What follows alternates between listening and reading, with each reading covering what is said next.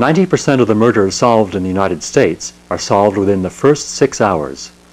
This is the premise for solving Sam Rupert. You have exactly 6 hours to solve this crime. A clock in the upper right corner of your screen keeps track of the time you have left. Every step of your investigation will take a certain number of minutes. Periodically, someone from headquarters will warn you as well. You must pick your way through the investigation carefully. Be sure not to waste time, or the murderer may escape your grasp. The murder must be solved in 2 stages. The first stage, which you're looking at, provides all the major facts, details, and forensic tests available to you as detective. Report of the murder can be played as many times as you'd like. It provides the basic facts of the case and is narrated by your assistant, Lucy Farewell, who has arrived at the scene of the crime early. This is the only free component of the game. You may want to refer back to it to refresh your thinking or review the facts again. The crime scene, complete with corpse, has been left by the crime scene team for your examination. You can click on any object on the screen for a closer look. You can also execute a number of forensic exams on any object. 8 Likely Suspects is a place where you can find out more about those closest to the victim, what they were doing last night at the estimated time of death, and what their suspicions are. The interviews were conducted and videotaped by Lucy. The restaurant provides a layout of both floors of Sam Rupert's. Lucy and the crime scene team are going over it right now. By the time you start detecting, they should have found some more clues. Click on any room for a report of what's been found. Other sources are available for your examination. You can examine Sam Rupert's daily diary to find out what the deceased did on the last day of his life and compare it with what you have learned. You can access the phone records to Sam Rupert's private office line and find out who he talked to. The Guide to Vintage Wines may provide useful information about the missing and opened bottles. The autopsy report can provide exact cause of death. And finally, you can access non-testimonial evidence where you'll get a judge's permission to fingerprint and blood type all the major suspects and compare results with clues you have found. In alibis, you can access Lucy Farewell's report on each suspect's alibi. Once you have narrowed down the suspects, you're allowed to interview 3 of them in more depth. But before you can do this, the press is demanding a press conference. You agree to 10 questions. After you've answered them and gotten 7 correct, you can advance to identifying your final interviewees. You can interview 1, 2, or 3 suspects to collect the final pieces of your case. They do not have to include the murderer. After all, any one of them may provide the crucial clue that solves the murder. When you've figured out who done it, you can proceed to the warrant application. There you will have to fill out an application for a warrant to arrest your suspect. The judge may grant your warrant, or she may deny it. It depends on the strength of your application. Wherever you are in the game, when there are 30 minutes remaining, you will automatically default to the press conference. If you complete it successfully, you can use your remaining 20 minutes to file a warrant application. Once you have a warrant, the arrest proceeds automatically. You may be correct, you may be dead wrong. This is where you find out. If you still have 20 minutes left, you can try again. Even an incorrect arrest will teach you something. At any point in the game, you can access help for a further explanation. Good luck! Start any time by pressing Begin Investigation.